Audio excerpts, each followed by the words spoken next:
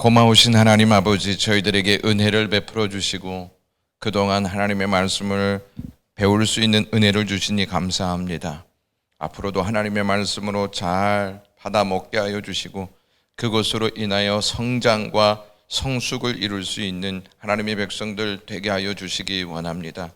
이것이 수포로 돌아가지 아니하도록 늘 주님께서 역사하여 주시고 열매가 되어지는 은혜가 있게 하옵소서. 예수님의 이름으로 기도드리옵나이다. 아멘. 우리가 지금 이중예정론, 이중예정이라는 것은 하나님이 누구는 선택하시고 누구는 유기하셨다, 누구는 선택하지 않았다, 이것이 이제 칼빈의 주장이고, 장로교 소속된 우리는 칼빈의 주장을 따르고 있다 하는 내용을 계속 배우지 않았습니까? 여기에 분명히 반대되는 교단도 있을 거 아니겠습니까? 그 반대 주장을 하는 사람이 알미니안이라는 사람인데요, 감리교를 위시로 해서 여러 분파들 중에 알미니안주의를 따르는 분파들이 있다 하는 것을 기억하시면 될 것 같습니다. 그렇다면 분명히 차이점이 있을 텐데 이 차이점이 무엇인가를 조금 생각해 보면 구분이 뚜렷해질 것 같고, 우리가 장로교 소속에서 신앙생활하지 않습니까? 그러면 이 부분들을 조금 알고 신앙생활하는 것이 좋겠다. 이걸 알아야 우리 신앙의 기준이 딱 설 수 있거든요. 이걸 알지 못하면 우리의 신앙이 늘 왔다 갔다 하는 그러한 모습을 보일 수 있어요. 지금 이렇게 배우는 것은 신앙의 중심을 잡기 위해서요. 많은 것을 알기 위해서 성경을 공부하는 것보다 우리의 흔들리는 우리의 마음과 신앙을 중심을 잡고 할 수 있게끔 도움을 받는다, 이렇게 생각하시면 더 좋으리라고 생각이 되어집니다.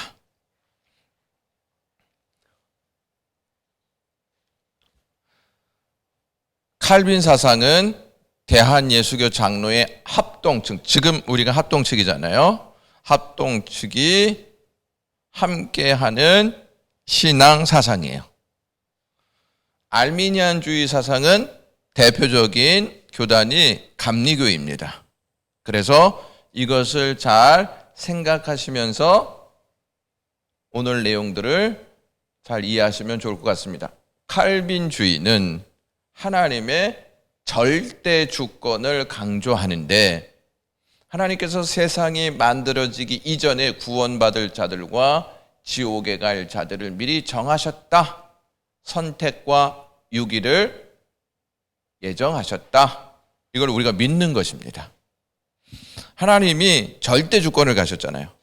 절대 주권을 가지셨단 말은 구원하실 수도 있고 버릴 수 있는 권한이 누구에게 있다? 하나님께 있다는 거예요. 우리에게 있지 않아요. 만왕의 왕이시고 만주의 주이신 하나님께서 이것을 결정하는데, 우리가 태어나기 이전에 이미 하나님께서 결정해 놓으셨다 하는 내용입니다. 하나님은 시간의 제약을 받으신다고 했습니까? 안 받으신다고 했습니까? 안 받으신다고 했어요. 우리만 과거, 현재, 미래가 있는 것이지 하나님은 늘 모든 역사를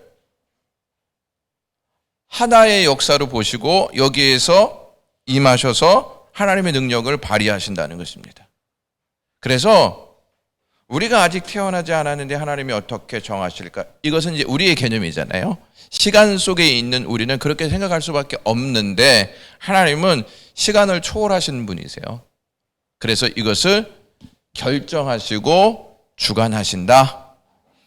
칼빈주의 장로교는 절대 주권 사상을 가지고 신앙생활한다, 이것을 가지고 계셔야 된다는 거예요. 우리는 하나님께 절대 주권이 있다, 인간에게 권한이 있지 않다, 하나님의 역사 속에 인간이 있다, 이것을 강조한다. 그래서 선택과 유기도 하나님 주권 아래서 생각함이 마땅하다, 이렇게 이해하시면 좋을 것 같습니다. 알미니안주의는 인간의 자유의지를 강조합니다. 하나님께서는 어떠한 사람이든지 예수 그리스도 안에 있어야 그 사람을 구원으로 선택할 수 있다고 믿는다. 틀린 게 없는 것 같죠? 자, 그런데 하나하나 더 살펴보시면 알미니안주의, 즉 감리교가 주장하는 내용들이 어떠한 것인지 좀 더 구체적으로 알 수가 있습니다. 자, 칼빈주의는 인간은 전적으로 타락하여 인간은 복음에 순종할 수 없고 따라서 성령께서 저항할 수 없는 은혜로 그 사람을 구원으로 이끌어야 한다고 믿는다. 자, 전적 타락이 뭘까요? 전적 타락이 부패했다는 것이죠. 부패했다는 것은 인간 스스로 구원할 수 있다 없다? 없다는 거예요. 인간이 죄를 졌습니다. 그래서 부패했어요. 부패했다는 말은 인간 스스로 자기를 구원할 수 없다 하는 내용입니다. 인간은 복음에 순종할 수 없어요. 이 말은 인간의 행위로 복음을 찾아가는 것이 아니고 누가? 성령께서 뭐 할 수 없는, 저항할 수 없는 은혜로 사람을 구원으로 이끌어야 한다고 믿는 것이 칼빈주의예요. 자, 보세요. 저항할 수 없는 하나님의 은혜잖아요. 누구의 주권을 의미하는 것입니까? 하나님의 절대 주권을 의미하는 거예요. 저항할 수 없는 은혜예요. 그래서 보세요. 죄인이 하나님 앞에 회개하고 거듭난 이 사건은 저항할 수 없는 은혜예요. 다시 말씀드리면 사도 바울이 예수 그리스도를 박해했잖아요. 다메섹 석상에 예수님께서 찾아가셨어요. 이 은혜 앞에 저항할 수 있었어요, 없었어요? 저항할 수 없었어요. 하나님께서 사울을 선택하시고 그가 다메섹 석상에서 주님을 만남으로 은혜를 입게 되고 구원의 역사에 동참했다는 것입니다. 잘 보시면 사울이 예수 그리스도를 박해했잖아요. 그의 행위는 예수님께 대한 박해였어요. 하지만 예수님은 찾아가셔서 바울을 이방인의 사도로 선택하셨어요. 그의 행위는 마땅히 심판받아야 돼요. 그렇죠? 심판받아야 하는 이 사울을 이방인의 사도, 복음을 전할 수 있는 사도로 부르셨어요. 저항할 수 없는 은혜를 주셔서 그가 하나님의 사역자가 됐다는 것입니다. 우리도 마찬가지예요. 우리가 모태신앙에서 나왔다. 그러면 우리가 하나님을 선택한 것이지 어떻게 하나님이 우리를 선택하셨겠어? 이런 생각 들 수 있지 않습니까? 자, 보시면 어머니 뱃속에서 교회를 다녔다고 다 하나님 앞에 영광을 돌리면서 사나요? 모태신앙이라고 다 똑같은 믿음으로 하나님 앞에서 삶을 사나요? 그렇지 않습니다. 모태신앙인들도 하나님을 떠나서 하나님을 버리고 살아가는 사람들이 많이 있다는 것입니다. 이 말은 무슨 말이냐면 인간이 하나님을 찾아간 것이 아니고 하나님이 인간에게 찾아오셔서 이러한 은혜를 베푸셨다는 것입니다. 알미니안주의는 인간은 전적으로 타락하였지만 어떤 주어진 것을 선택할 의지가 있고 나에게 선택할 의지가 있다는 거예요. 네? 따라서 성령께서 복음으로 초청하는 은혜를 수용할 수도 뭐 할 수도 있다. 저항할 수도 있다는 거예요. 이게 굉장히 논리적이고 합리적인 것처럼 보여. 왜? 우리가 전도했는데 이 사람들이 저항하거든요. 그래서 전도에 마음을 오픈하지 않는 사람들이 있잖아요. 우리가 볼 때에는 알미니안주의의 내용이 맞는 것처럼 보일 수 있어요. 하지만 그 사람이 저항한다 할지라도 어느 순간에 하나님이 찾아가시면 저항할 수 있다 없다? 저항할 수 없다는 사실이에요. 이제 집사람이 있어서 또 이런 말 하면 좀 그런데요.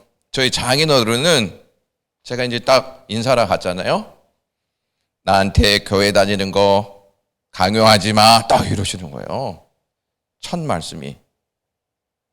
그런데 저희 장인어른이 어느 한순간에 우리가 말하지 않았습니다. 교회 가시죠. 이 말 한마디 안 했습니다. 그런데 나도 이제 교회를 나가야지. 그래서 교회를 나오셨어요. 그리고 어느 순간에 나도 이제 세례를 받고 싶어. 세례를 받으셨어요.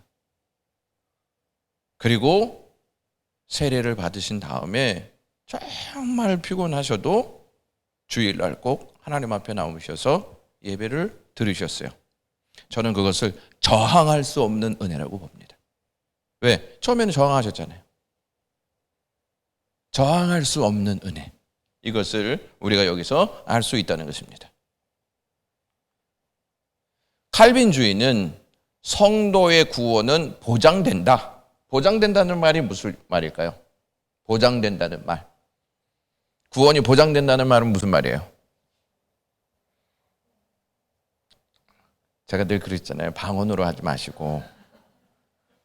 보장된다는 말은 한 번 하나님이 선택하셨으면 책임지신다는 말이에요. 여러분, 예수님이 이런 말씀하셨어요. 하나님이 나에게 주신 하나님의 백성을 한 영혼도 잃어버리지 않는다. 이렇게 얘기하셨어요. 한 영혼도 잃어버리지 않는데요. 하나님이 선택한 백성들은 구원이 보장되어 있다는 거예요. 여기서 성도의 견인이라고 하잖아요. 이 성도의 견인이 무슨 말이냐면 차가 딱 고장났어요. 이 차는 움직일 수 없어. 그런데 이 차가 차고지를 가기 위해서는 견인차가 필요하죠. 이 견인차는 움직일 수 있어요. 힘이 있어요. 끌고 갈 수 있는 능력이 있습니다. 그래서 성도가 연약하다 할지라도 하나님의 은혜와 능력이 이 사람을 견인해서 하나님께서 계획하신 구원의 역사까지 가신다. 이게 성도의 견인입니다. 보장하시는 것이죠. 여러분들이 자녀를 낳았잖아요. 끝까지 책임지려고 하는 것이 부모의 마음이죠. 하나님의 마음이 여기에 반영되는 것입니다. 자, 그런데 알미니안주의는 사람은 행위를 통해 구원을 뭐 할 수도 있다. 잃을 수도 있다. 구원이 상실될 수도 있다는 거예요. 이 말은 이거하고 반대예요. 똑같은 거예요. 반대예요, 반대. 보장받을 수 없다. 이게 알미니안주의예요. 칼빈주의는 하나님은 성도의 구원은 보장하신다. 절대 주권에 있기 때문에 그래요. 여러분, 하나님께서 우리 이봉자 권사님을 딱 선택하셨는데 마귀의 역사를 통해서 뺏겼어. 그러면 하나님이 더 강한 거예요? 사탄의 역사가 더 강한 거예요? 사탄의 역사가 더 강한 거죠. 그러면 이것을 절대 주권이라고 얘기할 수 있어요, 없어요? 절대 주권이라고 얘기할 수 없다는 것이죠. 칼빈은 어거스틴의 예종론을 수용하여 칼빈주의라고 불리는 일단의 신학사상 체계를 만들었다. 누구의 예종론이요? 어거스틴의 예종론. 칼빈은 이 예종론을 칼빈이 독창적으로 만들어낸 것이 아니고 성경에서 가지고 오고 이 성경을 예정에 대한 부분을 가지고 와서 우리에게 알려준 사람이 어거스틴이에요. 어거스틴. 이 어거스틴이 예종론, 하나님의 절대 주권을 강조하면서 이 사상을 우리에게 알려줬단 말이죠. 예? 칼빈이 이 어거스틴의 사상론, 예정론을 가지고 와서 이것을 우리에게 가르쳤다는 말이죠. 자, 네덜란드를 화란이라고도 얘기하거든요. 이 나라를 중심으로 해서 유럽들이 칼빈의 주장, 칼빈의 신학 사상을 받아들입니다. 총신대 교수들 중에서 화란으로 유학하는 분들이 굉장히 많이 있어요. 왜냐하면 이 사상을 배우기 위해서 화란으로 공부하러 가는 분들이 많이 있다는 것입니다. 자, 칼빈의 사상을 받아들인 교회가 장로교회예요. 근데 장로교회를 다니면서 하나님의 절대주권, 이중 예정론, 성도의 견인, 무조건적 선택, 저항할 수 없는 은혜, 이걸 모르잖아요? 그러면 신앙의 중심이 굳게 세워져 있다, 안 세워져 있다? 안 세워져 있는 거예요. 그러니까 누가 가르쳤어야 되죠?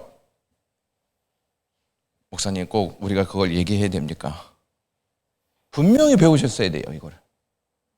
장로교회에 소속되어 있었다면, 이것이 정확하게 세워져 있지 않으면 언제 어디서 이단이 우리를 유혹하지 않습니까? 그러면 다 넘어가게 되어 있어요.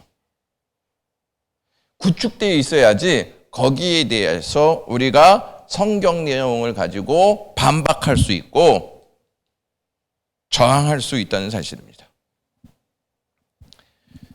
칼빈주의의 목사였다가 칼빈주의에 반대하여서 인간의 자유의지를 주장하고, 자유의지, 내가 선택할 수 있다는 것이죠.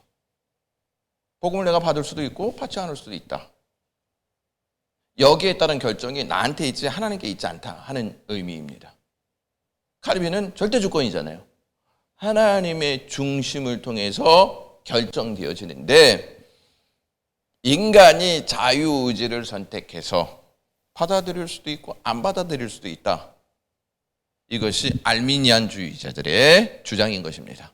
그러니까 이 알미니안이요, 원래는 칼빈주의 목사였는데 이 사상을 반대하고 떼어져 나와서 자기의 사상을 이야기하는 것입니다.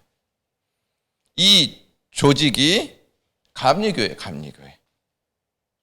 그러니까 감리교회는 사실 하나님의 주권보다는 인간의 자유의지를 더 강조한다 하는 것입니다.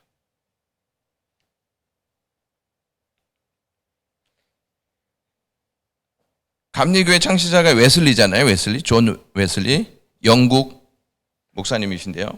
웨슬리의 사상은 알미니안주의와는 약간 다른 면도 있지만, 웨슬리주의라고도 하여서 알미니안주의와 구별하여 지칭하기도 하지만, 구분점이 있기는 하지만 대부분 누구를 따른다? 알미니안주의를 따른다는 거예요. 알미니안주의를 따른다는 말은 무슨 말이냐면 인간의 행위를 강조한다. 인간이 받아들일 수도 있고 거부할 수도 있고 구원이 보장되지는 않는다. 인간의 행위에 따라서 구원이 상실될 수 있다 하는 것입니다. 역사적으로 네덜란드에서는 이러한 신학 문제를 수습하기 위하여 1단의 회의를 개최했는데, 여기에서 칼빈주의의 5대 강령을 담은 돌트 신경이 채택되고 알미니안주의를 지지하는 자들은 정죄를 당합니다. 정죄를 당해요. 이제 기준점이 누구라는 거예요? 칼빈이라는 거예요. 이것을 구분해서 이것은 정죄되어야 한다, 이것은 성경적이다, 이렇게 구분할 수 있는 구분점을 칼빈주의의 5대 강령을 보면서 정했다는 사실입니다. 그러니까 칼빈의 5대 강령을 알아야 돼요, 몰라야 돼요? 여러분 여기서 아시고 있는 것 중에 하나가 있다면, 5대 강령이 중요하다고 그랬잖아요. 여기에서 하나만 아시고 있는 것이 있다면 뭐가 있을까요? 이렇게 침묵이 흐르는 거 굉장히 익숙하고 이러한 분위기를 때로는 좋아하죠. 그래야 목사님이 빨리 이야기할 수 있다는 생각을 하고 계시는 것이기 때문입니다. 그러니까 여러분, 우리가 장로교회를 다니면서 칼빈의 5대 강령을 잘 몰라. 그러니까 우리의 몸은 장로교회에 소속되어 있는데 장로교회의 사상을 모르고 있다는 거예요. 장로교회의 사상을 모르고 있으니까 감리교회의 사상도 오고 순복음의 사상도 오고 성결교의 사상도 오고 다른 여러 교파의 사상이 믹스된 거예요. 믹스된 거.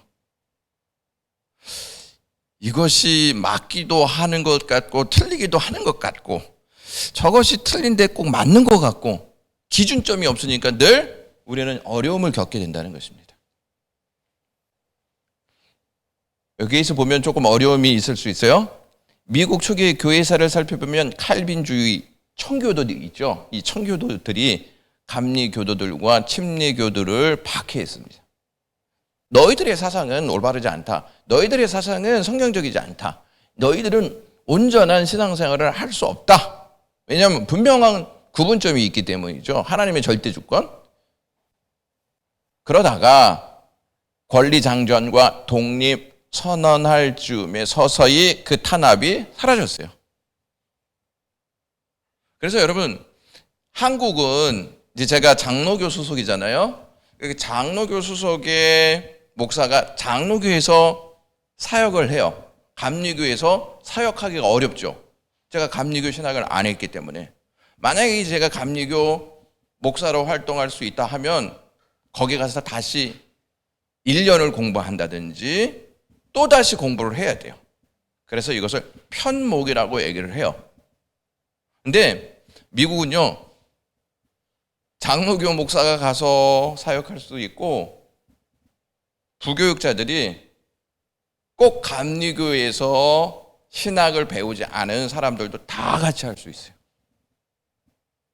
근데 여기에 장점도 있지만 단점도 있어요.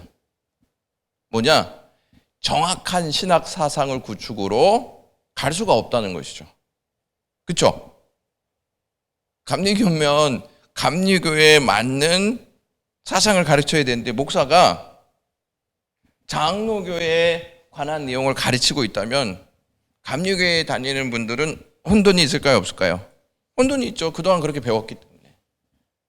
그리고 사역자들도 여러 교파의 신학 공부를 한 분이 많이 있기 때문에 하나의 중심을 가지고 같이 사역할 수가 없다는 것입니다. 그래서 이 부분이 미국 교회에서는 허용이 된다 하는 것입니다.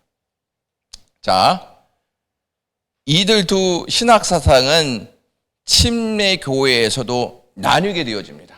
미국은 침례 교회가 가장 크잖아요. 여기에서도 나누어지게 되는데 칼빈주의를 따르는 침례 교회가 있고 알미니안을 지지하는 일반 침례 교회가 있습니다. 다 칼빈주의를 지지하지는 않아요. 알미니안주의를 지지하는 침례교 목사님들도 있습니다. 그래서 이것을 온건적 칼빈주의자들 이렇게 말하기도 합니다. 자, 여기서 잘 보시면 온건적 칼빈주의자들은 성도의 견인을 믿으나 나머지 무조건적인 선택, 그러니까 하나님의 예정하심 있죠? 이거나 전적 타락, 제한적 속죄, 저항할 수 없는 은혜는 부정한다. 칼빈이 말하고 있는 이 5가지 중에 하나만 수용하고 다른 4가지는 부정하고 있습니다. 이것을 가르쳐서 온건적 칼빈주의자들이다 이렇게 얘기합니다. 여러분, 제가 종종 이 스펄전 목사님 얘기할 때가 있죠. 이 스펄전 목사님은 칼빈주의 사상을 따르는 목사님이고 오늘 제가 새벽 예배 때 인용하였던 이 무디 목사님은 온건 칼빈주의자예요. 이렇게만 알고 계시면 될 것 같아요. 목사님, 우리가 장로교회인데 굳이 침례교까지 알아야 되나요? 왜 이렇게 말씀드리면 미국이 침례교가 가장 크거든요. 우리는 침례교가 어떠한 사상인지 잘 알지 못하잖아요. 이 침례교도 이렇게 둘로 나누어진다 하는 것입니다. 자, 그러면 한국에는 장로교회가 여러 곳이 있잖아요. 특별히 장로의 신학대학하고 총신대학하고 두 이제 그 학교가 있잖아요. 이 학교 중에서 총신은 칼빈주의를 따라갑니다. 그런데 장로교 신학대학은 칼빈주의도 물론 따르는 분들이 있지만 다 따른다, 다 따르지 않는다. 다 따르지 않아요. 네. 이렇게 온건한 칼빈주의자들이 있고 전적으로 칼빈 사상을 따르는 목회자도 있다 하는 것을 아실 필요가 있다고 봅니다. 자, 이 알미니안주의, 알미니우스라고 하는 사람은요, 원래 개혁교회 목사였어요. 개혁교회 목사였다는 말은 칼빈주의 사상을 따랐던 목사였단 말이에요. 기존 교리를 부정하는 이론을 주창하여 많은 사람들이 그를 따르게 되었다. 그러니까 반대 주장. 하나님의 절대 주권이 아니고 인간의 행위로 복음을 받아들일 수도 있고 받아들이지 않을 수도 있다. 알미니우스를 따르는 모든 사람을 가르쳐서 알미니안 이렇게 부른다는 것입니다. 알미니안.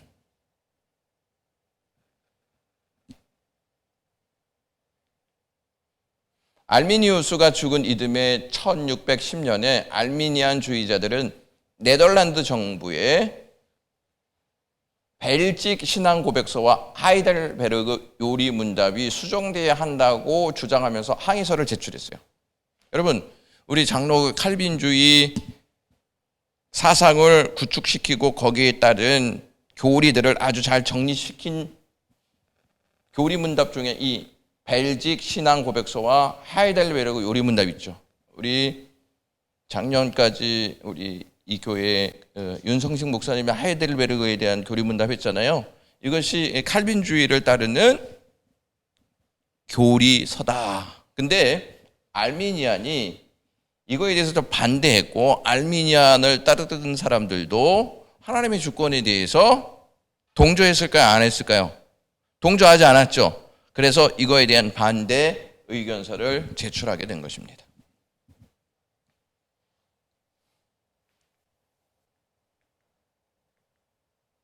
자, 제출했는데 이들 사상이 어떠한 사상인지 조금 아실 필요가 있습니다. 자, 예정이란 하나님의 세상의 기초를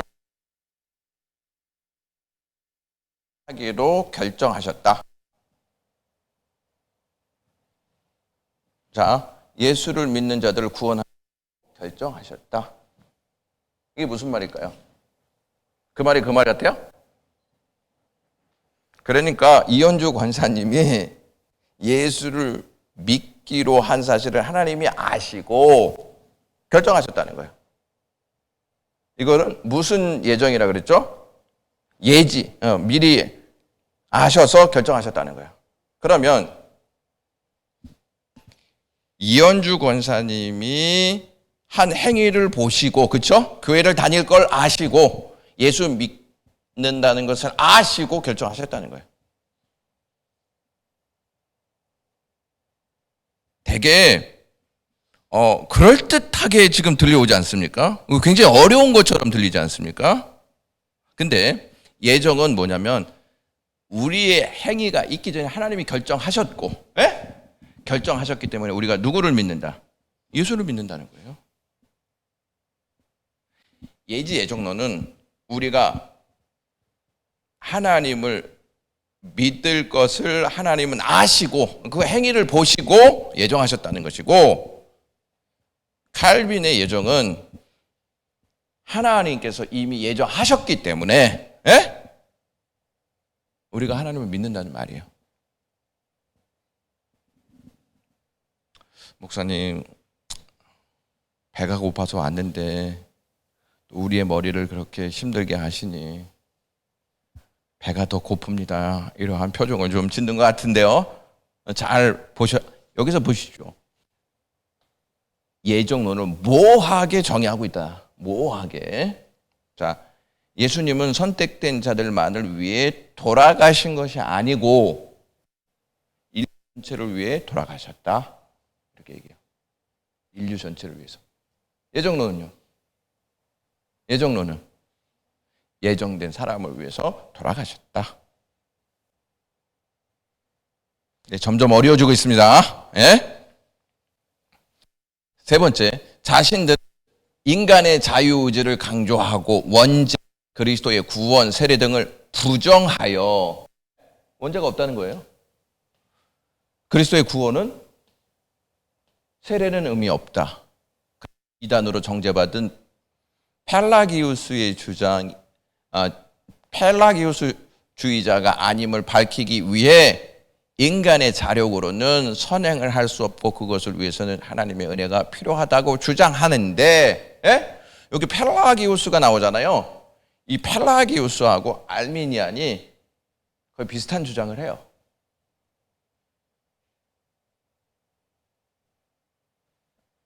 펠라기우스까지 하면 여러분들이 머리가 더 아플 것 같기 때문에 다음으로 넘어가고, 그러나 그런 하나님의 은혜는 인간이 뭐 할 수 있다? 거부할 수 있다. 인간이 거부할 수 있다는 거예요. 은혜가 필요하다고는 주장하는데, 에? 그 은혜를 인간이 뭐 할 수 있다? 거부할 수 있다. 거부할 수 있다는 말은 하나님의 구원을 보장이라는 차원에서 보는 게 아니고 인간의 행위를 통해서 결정된다, 이렇게 보는 거예요. 잘 들으세요. 하나님의 주권보다 인간의 행위가 더 파워풀하다는 것입니다. 그렇죠? 이해가 되셨어요?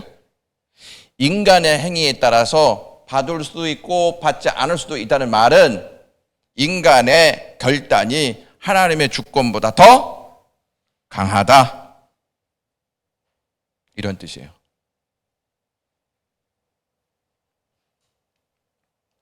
성경은 성도들 구원의 보장에 대한 분명한 입장을 밝히고 있지 않다. 이게 알미니안주의자들의 주장이에요. 5가지가. 근데 성경은 분명한 입장을 밝혀요, 안 밝혀요? 밝혀요. 예수님이 하나님이 다른 이름을 주신 적이 있다고 했어요, 없다고 했어요? 없다고 했어요. 그리스도 이외에는 그 누구도 구원자가 아니다. 이것을 분명히 밝혔어요. 이제 개혁교회 칼빈주의자들의 견해를 보시면요, 알미니안 주장은 1618년 11월부터 1619년 5월까지 개최한 도르트 회의에서 거절되었고, 아까 그 5가지 내용들, 알미니안의 5가지 오류에 대한 개혁주의 입장을 다음 5가지 강조점으로 정리하여서 도르트 신조를 공포했으며 이것을 인정하지 않으면 무엇으로? 이단으로 정죄하였다, 이렇게 얘기해요. 그 기준이 이제 이 5가지 강조점이에요. 예? 여기에 합당하지 않으면 이단으로 정죄했다. 자, 잘 보세요. 아까 5가지 강령이 있다고 그랬죠? 5가지 강령. 인간은 전적으로 부패됐다는 거예요. 그러니까 이 말은 무슨 말이냐면 인간은 인간 스스로 구원할 수 있다, 없다? 없다는 말이에요. 그래서 누가 오시는 거예요? 예수님이 오시는 것이죠. 만약에 인간이 인간 스스로 구원할 수 있다면 예수님 오실 필요가 없죠. 죄를 졌다는 말은 오늘 새벽 예배 말씀처럼 죄에 패배당하였다는 말이에요.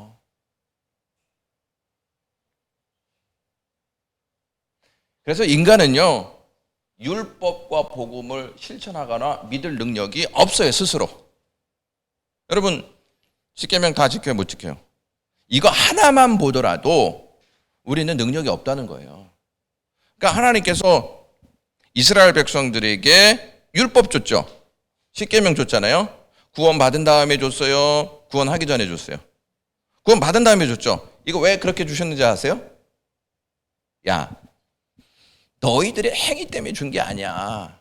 너희들이 어떤 존재인지 알아? 너희들은 죄를 지을 수밖에 없는 존재인데 내가 너희들을 선택해서 구원한 거야. 이러한 의미예요. 만약에 이거를 딱 주시면서 야, 너네 이거 다 지키면 내가 애굽에서 구원해 낼게. 이렇게 하나님께서 말씀하셨다면 그도 구원받을 수 있어요, 없어요? 없어요. 구원받은 다음에 이 말씀 주셨다는 것을 잊지 마셔야 된다는 거예요. 그래서 그들이 알았어야 돼요. 뭘 알았어야 되느냐? 아, 우리는 은혜가 필요한 존재이구나. 구원받은 다음에도 은혜 필요해요, 안 필요해요? 안 필요해요. 그 은혜를 주신 하나님을 신뢰하면서 사는 것이 인간이어야만 한다 하는 것을 알려주시기 위해서 계명을 주신 거예요. 무조건적 선택이에요. 인간의 행위가 있기 전에 선택하셨다는 말이에요. 구원의 선택은 우리에게 있지 않고 누구에게 있다? 하나님께 있다는 말이에요. 절대 주권이에요. 절대 주권. 이거랑 똑같은 거예요. 자녀가 부모를 선택해요. 부모가 자녀를 선택해요. 아, 내가 선택한 적이 없는데 그냥 아이가 나왔으면 심각하죠. 부모가 자녀를 잉태하는 것이지, 아, 나 이 엄마 싫어, 저 엄마가 좋아, 이렇게 해서 자기들이 결정하는 게 아니잖아요. 그러니까 하나님이요, 잉태 이 과정을 통해서도 우리에게 주시는 메시지가 참 깊다 하는 것을 알 수가 있습니다. 하나님의 절대 주권에 의해 선택받고 예수님의 구속을 받아 믿음을 얻어 영광에 이르게 된다. 이게 무조건적 선택이에요. 자, 전적인 부패, 무조건적 선택. 여러분 잘 보세요. 부패했으니까 행위가 없잖아요. 그렇죠? 그러한 우리들을 하나님께서 선택하셨다는 말이에요. 우리가 하나님을 선택한 게 아니라는 말이에요. 제한적 속죄요. 제한적 속죄. 이게 뭐냐? 그리스도의 구속의 역사는 하나님의 절대 주권에 의해 택함 받은 자들만을 대상으로 한다. 제한을 두셨어요. 구원받을 백성을 제한, 예정하셨다 이렇게 얘기했잖아요. 예정, 구원받을 사람을 예정하셨다. 다 예정하신 거예요? 일부만 예정하신 거예요? 일부. 그래서 그들을 위해서 속죄의 은총을 베푸셨는데 이거는 제한적 속죄라는 거예요. 제한적 속죄. 그러니까 여러분, 요거를 통해서 여러분들 한번 보시면 여러분들은 하나님의 특별한 선택을 받아서 구원받은 백성인 거예요. 그러니까 기죽어야 되겠어요? 아니면 슬피 울며 이를 갈아야 되겠습니까? 자, 저항할 수 없는 은혜예요. 저항할 수 없어요. 만약에 우리가 저항한다? 우리의 저항이 더 강력한 거죠. 하나님의 은혜를 이길 수 있는 저항. 하나님의 능력이 훨씬 더 크지 인간의 능력이 하나님의 절대 주권을 이길 수가 없어요. 여러분 보시면 굉장히 이게 합리적이고 논리적으로 칼빈이 이걸 주장하고 있단 말이에요. 자, 그래서 은혜는 하나님이 주시는 것이지 우리가 얻어내는 것이 아니다 하는 거예요. 그래서 바울이 오늘 새벽 설교에도 마찬가지로 하나님이 주신 은혜 이렇게 얘기하지 우리가 받아낸 은혜라고 말하지 않아요. 이 말은 하나님의 행위가 우리의 행위를 앞섰다 이렇게 말하는 거예요.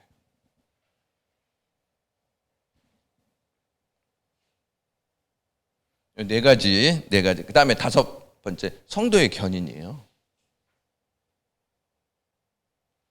하나님께서 구원 얻은 성도들을 끝까지 은혜로 보호하시기 때문에 다시 구원에서 떨어지는 일은 결코 없다. 보장되었다는 말이에요.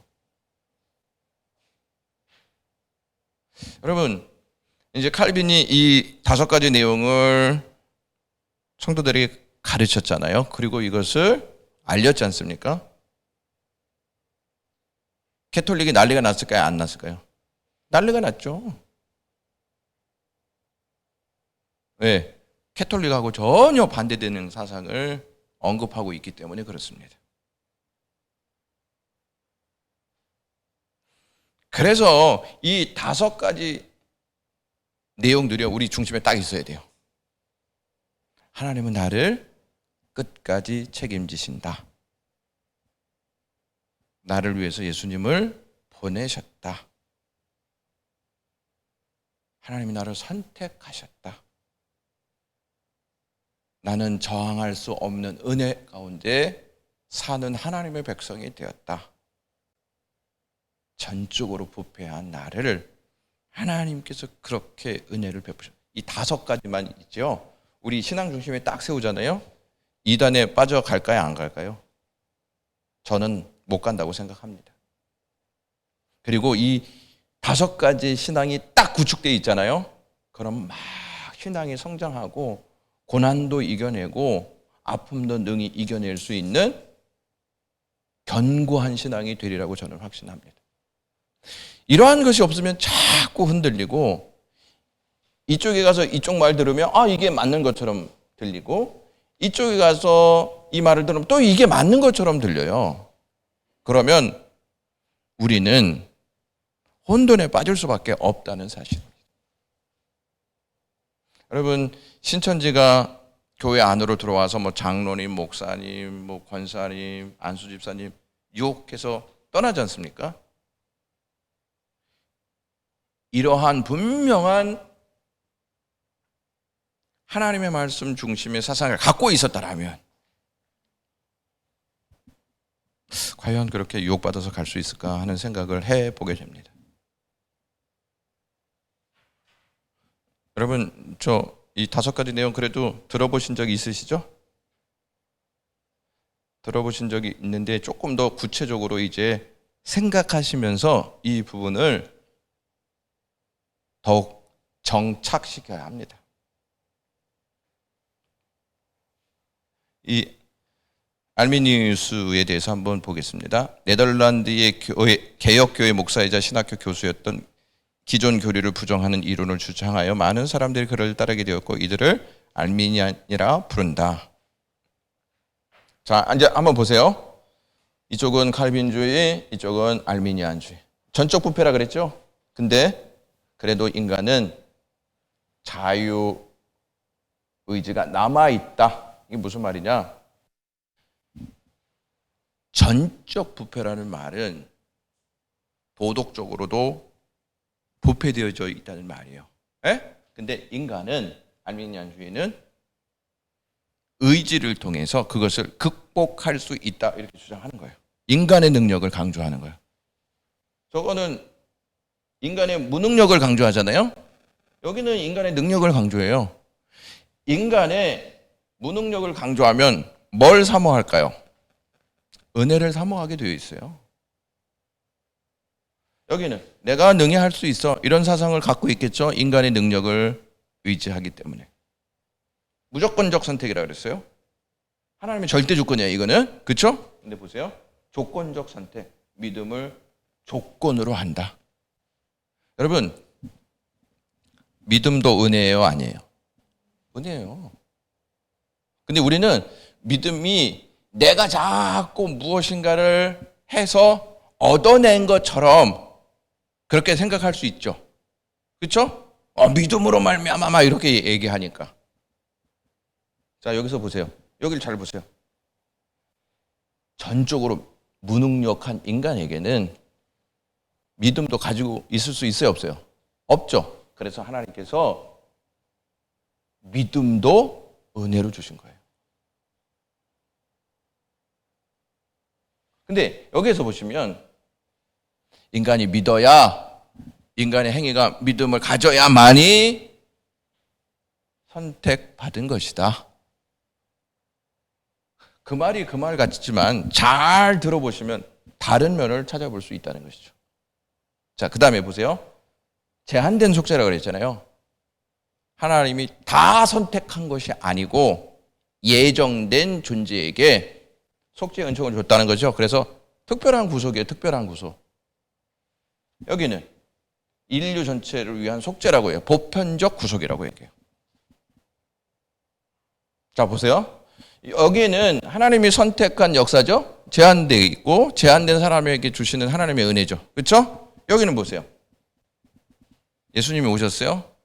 이거는 인간의 선택에 따라 다른 것이지 하나님이 제한된 속죄를 주시는 게 아니다. 이걸 이야기하고 있는 게 보편적 구속이에요. 보편적 구속.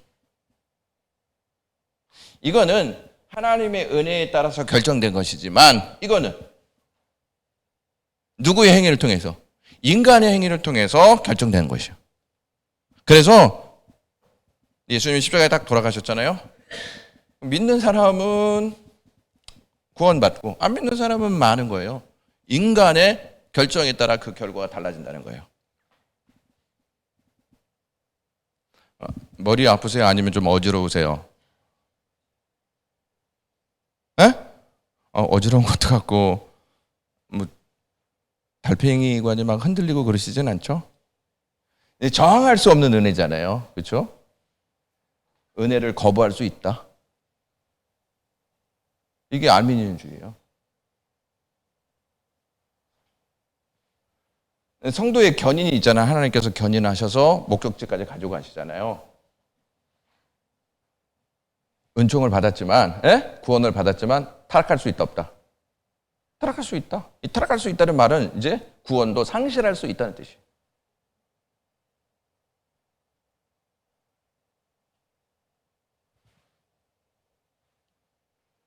여러분 자녀 호적에 올라가 있죠? 확인해 보셔야 돼요. 이거는 호적에 올라갔다는 말은 부모가 책임진다는 말이에요? 안 책임진다는 말이에요? 책임진다는 말이 우리가 지울 수 있어요? 없어요? 없어요. 나쁜 짓 해도 데리고 살아야 돼요? 버려야 돼요? 목사님, 저 마음에는 이미 버렸습니다.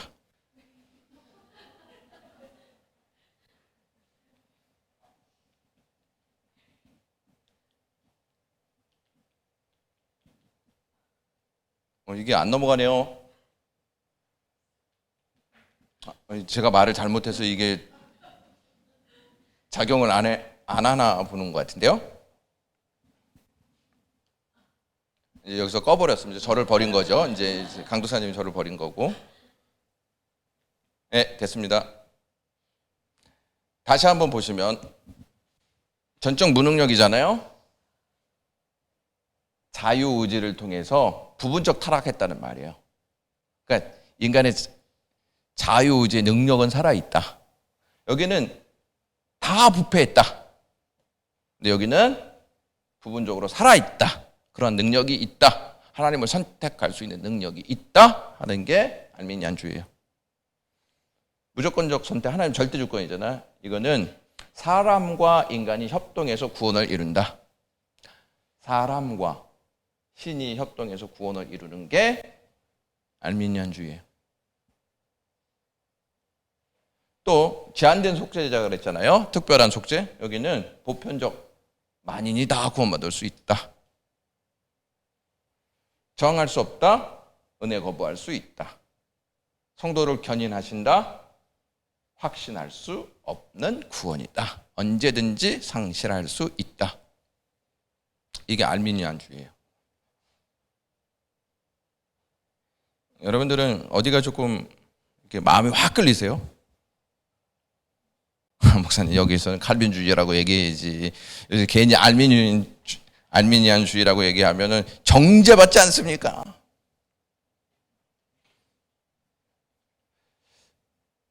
모르겠습니다. 제가 이 칼빈주의 사상을 바탕으로 공부했기 때문에 더 저는 이게 성경적이라고 봅니다. 이것이 어떤 면에 있어서 합리적인 것처럼 보이지만 성경적인 입장은 이것이라고 보는 것이 마땅합니다. 알미니안주의자들은 예수 그리스도가 모든 인류를 위해 구속을 이루어 놓고 그것을 취할지 말지는 그들 스스로, 인간 스스로 결정하게 했으며 그 결과에 대한 책임 역시 인간이 지도록 했다고 한다. 이렇게 하여 인류에 대한 하나님의 사랑도 구현하고, 그렇죠? 인간의 자유의지도 살게 했다고 주장한다. 그렇죠? 만약에 여러분 하나님 예정해 놓으셨어. 인간의 자유의지가 깨진 거 아니에요. 하나님 다 예정해 놓으셨는데.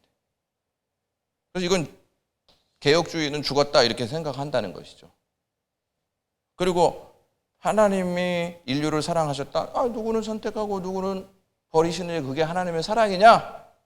이것을 이들은 우리에게 도전적으로 내놓는 두 가지 질문입니다. 이에 반해 하나님이 인류 중에 일부만 구원하고 나머지를 유기한다는 예정론은 구원에 있어 인간은 자유의지가 배제된 로봇처럼 되고 택자 외에는 구원이 원천 봉쇄하는 잔인하기 그지없는 교리라고 비난한다. 이게 알미니안주의가 이렇게 얘기하는 거예요. 너희들 로봇이야. 하나님이 택자 위에는 그냥 원천 봉쇄해서 못 들어오게. 아무리 믿고 싶어도 그 사람들은 택하지 않았기 때문에 다 얼마나 비참해. 이렇게 얘기하는 거예요. 젊은 사람들은 이게 맞다고 생각하지 않겠어요? 그렇죠? 속으로 여러분도 그러시잖아요. 나도 저게 맞아요. 이렇게. 그럼 과연 그들의 주장대로 예정론이 사랑의 하나님과 조화되지 않으면 인간의 자유의지를 잠식하는가? 그렇지 않다는 거예요. 그들의 비판과는 달리 오히려 예정론은 하나님의 사랑에 기반한 교리입니다. 창세전에 그리스도 안에서 우리를 택하사 우리로 무엇 안에서? 사랑 안에서.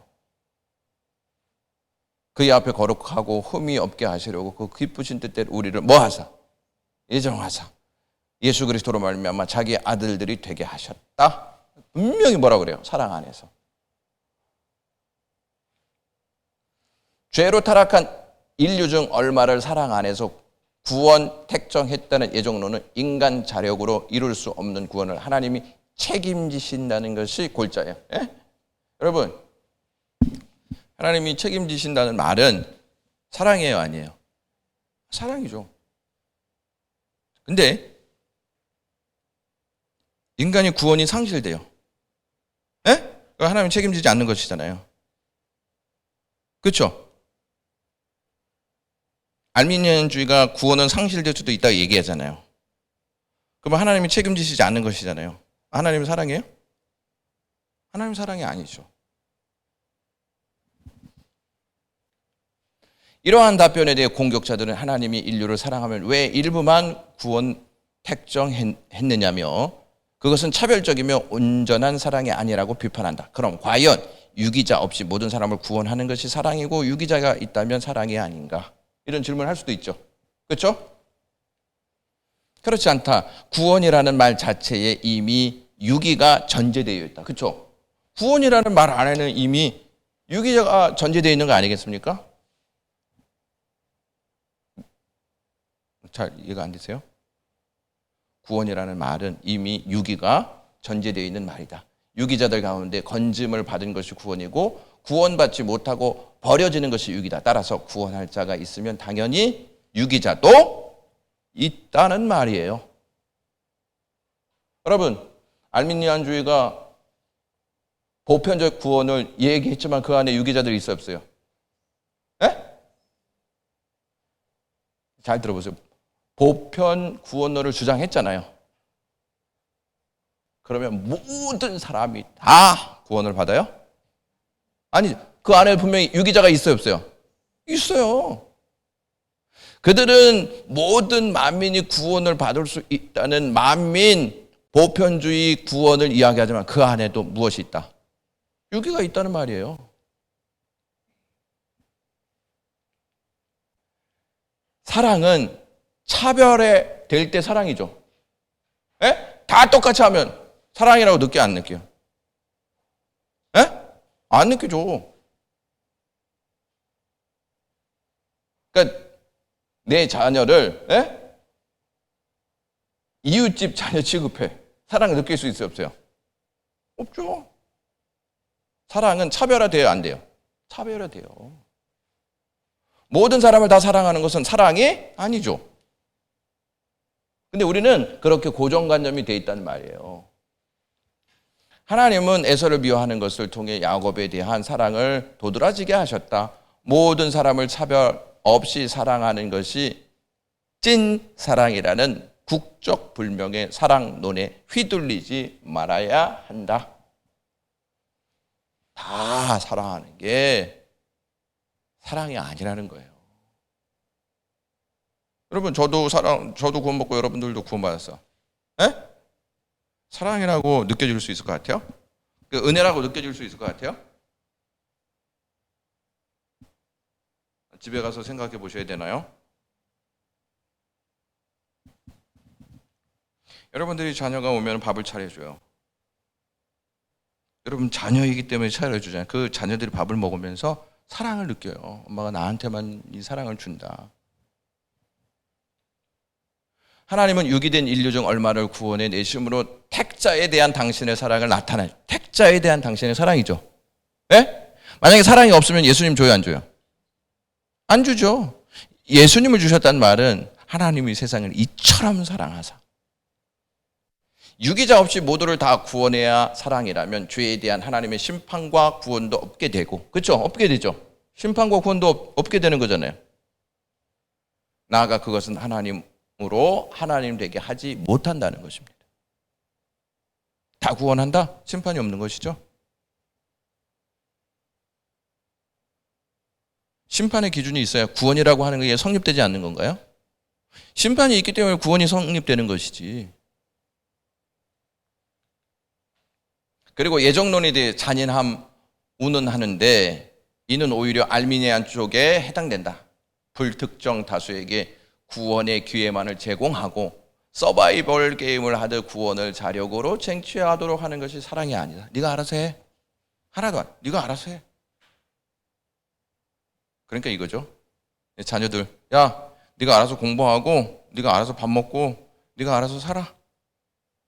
엄마 옷 좀 사. 야, 네가 알아서 하란 말이야.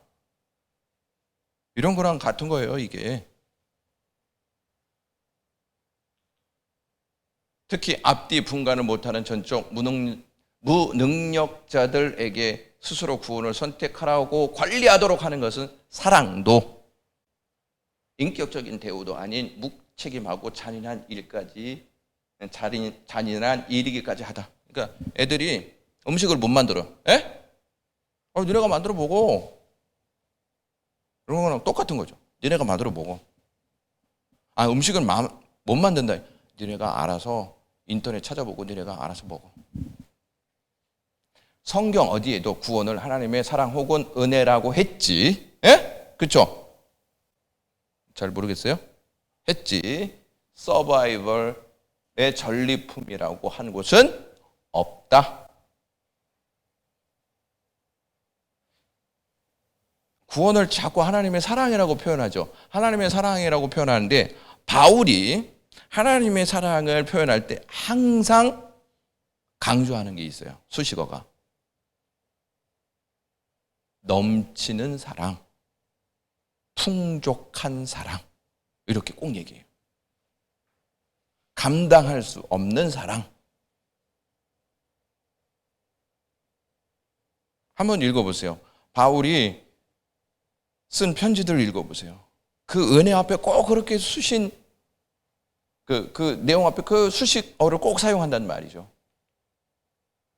알미니안주의는 천사가 물을 동하러 내려올 때 남보다 먼저 그곳에 들어가면 무슨 병이든 나을 수 있다는 베데스다 연못과 그 연못 곁에서 38년 된 그 병자, 그때를 기다리는 중풍병자의 운명과 똑같다는 거예요. 자, 저기 있죠. 베데스다. 네가 알아서 들어가. 그렇죠? 이게 알미니안주의예요. 뭐 들어가면은 살고 안 들어가면은 뭐 못 사는 거죠. 근데 성경은 그 사람이 걷는다고 했어요? 못 했어요? 어떻게 들어가요? 그거는 인간의 전적 부패에 대한 메시지도 같이 있다고 봅니다, 저는. 그래서 누가 찾아가셨어요? 그 병자가 찾아갔어요? 예수님이 찾아갔어요? 예수님이 찾아가셨어요. 그래서 예수님이 그를 시간이 됐기 때문에 이렇게 넘어가면 되게 좋죠. 언제 끝나나 하는데 이렇게 막 넘어가면은 10번이 나오잖아요. 10번이 나오면 우린 늘 마음이 뿌듯해. 이제 끝났다. 예정론은 근시안적 안목으로 당장 결론을 맺는 성급한 농고 위해가 아닌 그리스도 안에서의 불변의 약속과 오래 참음의 사랑 위에 건설됐다. 예정하신 대로 끝나겠습니다. 또 예정하신 거 넘어가면 이게 또 타락할 수 있는 인간의 본성이 나오잖아요. 조금 시간이 넘었는데요. 질문하실 거 있으면은, 목사님 또 시간이 넘었는데 질문까지 하라고 하시면은 또 연장될 것이고, 연장되면 또 배가 고픈데 또 혹시 질문하실 거 있으면은 하시면 좋겠습니다. 오늘 마지막 날이니까요. 다음 주에 나오시면 안 돼요. 여기 다 불 거 있고, 오늘 끝으로 예정하셨기 때문에 그 예정론에 대한 그 거부세요. 다음 주에 나오시면은. 됐죠? 하시고 기도하겠습니다. 하나님 아버지, 전적으로 부패하는 우리들을 무조건적으로 선택하시고 예수 그리스도를 통하여서 제한적 속죄를 이루시고 저항할 수 없는 은혜를 주시고 우리가 쓰러지고 넘어질 때에도 우리를 견인하셔서 하나님의 영광의 나라에 들어갈 수 있는 은혜 주신 것, 이걸 기억하고 살게 하시옵소서. 하나님, 이제 방학합니다. 방학하는 가운데에도 하나님의 풍성한 은혜가 우리 안에 있음을 깨닫고 살게 하옵소서. 예수님의 이름으로 기도드리옵나이다. 아멘. 건강하시고요. 더위 잘 이기십시오. 네.